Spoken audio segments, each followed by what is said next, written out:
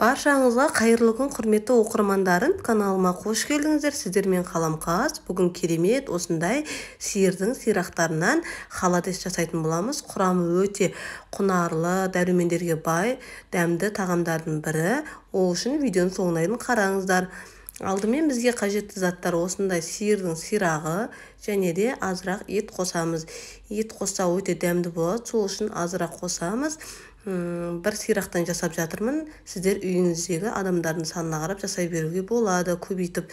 Яғни осындай салқын суға сирағымызды, етімізді салып, үстіне 2 шай қасық тұзымызды салып, отқа қоямыз. Осылай баяу отта қайнайды. Шамамен 7-8 сағат қайнайды. Яғни сирақтың құрамдағы нелер шығу үшін, құрамдағы витаминдер. Осылай қайнап жатқан кезде үстіне ірі қара бұрыш, лавр жапырағын саламыз. Және де сарымсақ салуға болады. Менің үйімдегі адамдар сарымсақ салған ұнатпағандықтан сарымсақ салған жоқпын. Егер сіздерде болса, салуға кеңес беремін, өте дәмді шығады. Осылай қайнап жатыр.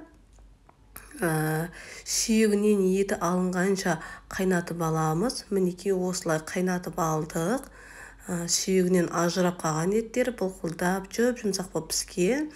Енді еттерімізді алып, осылай пышақтың көмегімен ұсақтап турап шығамыз.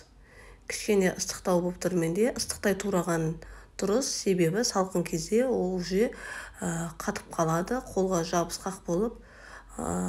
Осылай барлығын майдалап, ұсақтап тураймыз.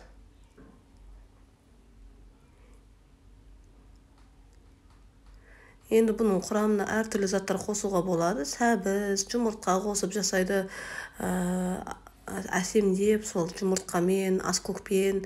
Егер сіздерде болса, қайнап жатқан кезде салып жіберсеңіздер өте дәмді болып шығады. Бұл халадес, қазақша дірілдек дейді. Құрамы өте дәруменге бай, құрамда кальций көп болғандықтан өте пайдалы, жас балдарға, үлкен кісілерге жегенге пайдалы тағам.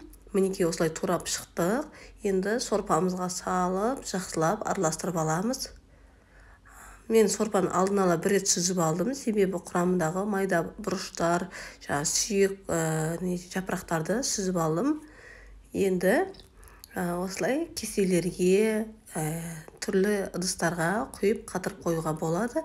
Өз қалауларыңыз бойынша мен үйде бар заттардан осылай кесеге құйдым. Және де пластмас ыдыстар, легенге, салқын жерге 1-2 сағатқа қойып қоямыз. Мінекей халадесіміз дайын болып шықты. 1-2 сағаттан кейін мінекей дірілдеп өте әдемі болып шыққан. Арасын ашып кесіп көрсетейін сіздерге. Арасы да әдемі. Мен кішкене горох қосып жібердім, дәмді болу үшін. Видеоны соңына дейін көргендеріңізге рахмет. Сіздер де дәл осы рецептпен жасап көріңіздер. Видео ұнап жатса лайк басып, комментарий қалдырыңыздар.